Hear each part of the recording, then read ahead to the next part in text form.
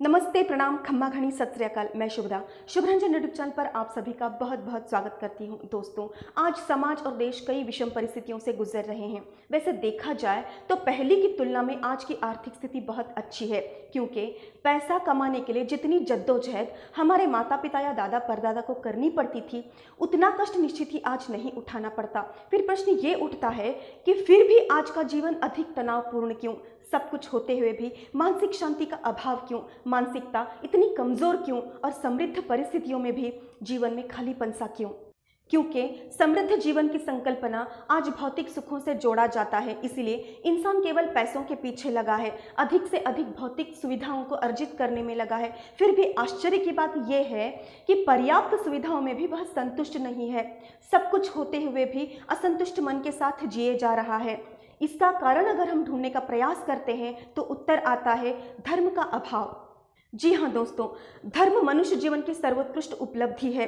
इसके लिए जीवन में महत्वपूर्ण स्थान न होना और इस श्रेष्ठता के प्रति विश्वास का अभाव होना, यही कारण है कि सुख सुविधाओं में भी जीवन में खालीपन सा है और विपरीत परिस्थितियों में मनोबल की कमी है।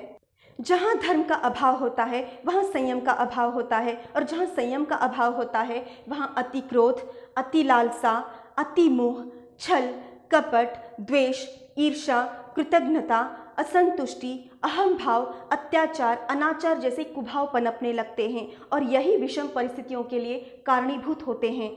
ये न सिर्फ उस व्यक्ति के लिए तकलीफदेह होते हैं जिसमें धर्म का अभाव है, बल्कि उसकी वजह से अन्य लोगों के लिए भी यह तकलीफदेह होते हैं। पहले भले पैसों की कमी थी, किंतु धर्म का आचरण आज की तुलना में अधिक हुआ करता था। उसके लिए समय भी दिया जाता था। आज अधिकांश लोगों के पास हर बात के लिए समय है, एक धर्म के सिवा। विशेष रूप से आज की युवा पीढ़ी को धर्म के लिए समय देना महत्वपूर्ण नहीं लगता। अधिकांश रूप से उत्सवों को मनाने तक ही धर्म आज सीमित रह गया है। बजाय मंदिर जाने के, धर्म ग्रंथ पढ़ने के, सत्संग करने के, उन्हें अधिक महत्वपूर्ण लगता है दोस्तों के साथ गपशप करना, मोबाइल में खोए रहना, क्योंकि इससे तुरंत आनंद मिलता है और उनका मनोरंजन होता है। जबकि धर्म ही सही मायने में जीवन को समृद्ध बनाता है। बिना धर्म के मनुष्य का जीवन पशु तुल्य है। ये धर्म ही है जो मनुष्य को बाकी पशुओं से अलग बनाता है। अगर जीवन से धर्म को हटाया जाए तो कोई अंतर नहीं बाकी पशुओं में और मनुष्यों में। धर्म के बिना न जीवन को मर्यादा है, न नीति का अंकुश है, न नियमों की सीमा, क्योंकि धर्म ही जीवन का सही दिशा दर्शक है। वही संस्कार देता है, शिष्टाचार देता है और मनुष्य जीवन को उत्कृष्ट बनाता है। धर्म भ्रम मिटा देता है, सच्चा ज्ञान कराता है, जीवन के सच से परिचित कराता है, इन आंखों के परे जीवन का दर्शन कराता है, मनुष्य को भौतिक संसार के परे ले जाता है।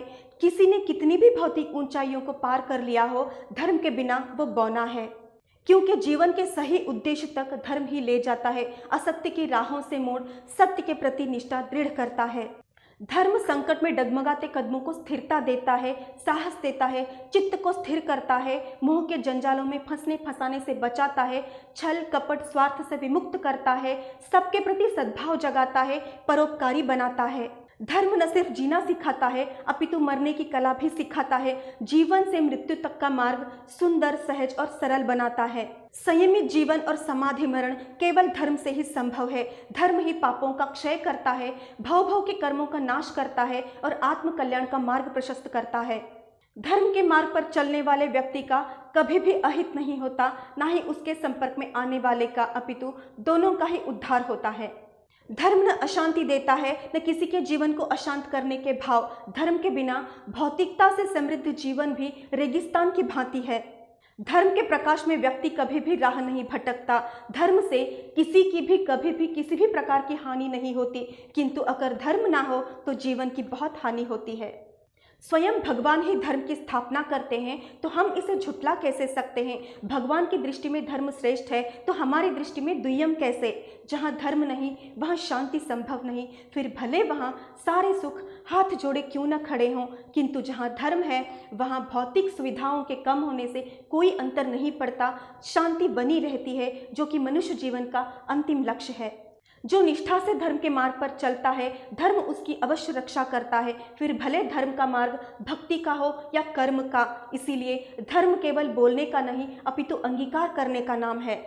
जिस प्रकार धर्म कवच बन मनुष्य की रक्षा करता है, उस दृष्टि धर्म माता भी, पिता भी, धर्म बंधु भी, सखा भी, धर्म विद्या भी, वाणी भी, शांति भी, आनंद भी, सत भी, चित्त भी, भाव भी, शब्द भी, धर्म सोच भी, धर्म कर्म भी, धर्म ही कवच, धर्म ही विजय, धर्म ही रक्षा, धर्म ही मोक्ष। इसीलिए जो अपने जीवन में धर्म को महत्वपूर्ण स्थान देता है, उसका न सिर्फ इहलोक में बल्कि परलोक में भी कल्याण होता है। धर्म कर्म और अर्थ सिखाता है तो त्याग का महत्व भी बताता है। धर्म ही आत्मा को गति देता है, उसका उद्धार करता है। दया धर्म का मूल है। निस्संदेह धर्म शांति का पाठ पढ़ाता है, साथ ही आत्मरक्षा, धर्म रक्षा और राष्ट्र रक्षा के लिए भी प्रेरित करता है। इसीलिए करुणा अगर धर्म है तो अत्याचारियों पर पलटवार भी धर्म है, अहिंसा धर्म है तो हिंसक पर प्रहार भी धर्म है, अनीति अन्याय बढ़े तो न्याय के लिए लड़ना भी धर्म है, अगर समाधि मरण धर्म है तो आत्मरक्षा के लिए धर्म और राष्ट्र रक्षा के लिए शस्त्र उठाना भी धर्म है। अत्याचार करना और सहना अधर्म है, अकारण या स्वार्थ हेतु हिंसा अधर्म है, किसी निरपराधी पर राष्ट्रीय एकता अखंडता पर वार करना अधर्म है, और अगर ऐसा हो तो ऐसे समय में शांत रहना भी अधर्म है। निर्दयता अधर्म, किसी का अपमान करना करवाना अधर्म, किसी के जीवन से खिलवाड़ करना अधर्म, और धर्म के नाम पर किसी को भटकाना भी अधर्म है। विशेषतः आज का युवा वर्ग राह भटकता दिखाई देता है, इसलिए बचपन से ही धर्म का ज्ञान देना आवश्यक है ताकि जीवन भर धर्म में आस्था और विश्वास बना रहे, और अगर कोई उन्हें धर्म के नाम पर भटकाने का प्रयास करे तो ना भटकें। धर्म का ज्ञान न होने की वजह से और उसमें आस्था और विश्वास न होने की वजह से कितनों के जीवन बर्बाद होने के किस्से आपने देखे और सुने होंगे। कहीं ऐसा न हो कि जीवन बर्बाद होने के बाद ये प्रश्न उठे कि मुझे धर्म का ज्ञान दिया क्यों नहीं गया, या फिर मैंने लिया क्यों नहीं। क्योंकि समय बीतने पर ना तो प्रश्न बीते समय को वापस ला सकता है, ना तो उत्तर परिस्थितियों को पूर्ववत कर सकता है।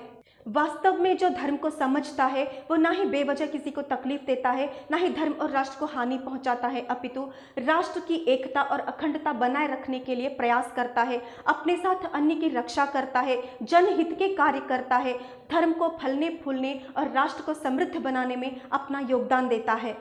धर्म से उत्थान और अधर्म से अधोगति निश्चित है। जहाँ धर्म नहीं वहाँ संस्कार नहीं, जहाँ संस्कार नहीं वहाँ सीमाएं नहीं, जहाँ सीमाएं नहीं वहाँ स्वेच्छाचार रह जाता है, और जहाँ स्वेच्छाचार है वहाँ अराजकता है, अशांति है, और जहाँ अशांति है वहाँ अस्थिरता है, और जहाँ अस्थिरता है वहाँ जीवन दिशाहीन हो जाता है। धर्म की आवश्यकता है जीवन को दिशा देने के लिए, धर्म की आवश्यकता है स्वयं को मानवता के स्तर पर ऊंचा उठाने के लिए, धर्म की आवश्यकता है अधर्म के विनाश के लिए, धर्म की आवश्यकता है राष्ट्रीय एकता और अखंडता बनाए रखने के लिए, धर्म की आवश्यकता है भारत भूमि की गरिमा को बनाए रखने के लिए, समस्त मानवता के कल्याण के लिए। धर्म की आवश्यकता है संस्कारी जीवन के लिए, आने वाली पीढ़ियों को संस्कार देने के लिए और मानसिक स्तर पर उन्हें सशक्त बनाने के लिए। धर्म की आवश्यकता है जीव रक्षा के लिए, आत्मरक्षा के लिए, बहु बेटियों की रक्षा के लिए और आत्मसम्मान को बनाए रखने के लिए। जय मां भारती, वंदे मातरम।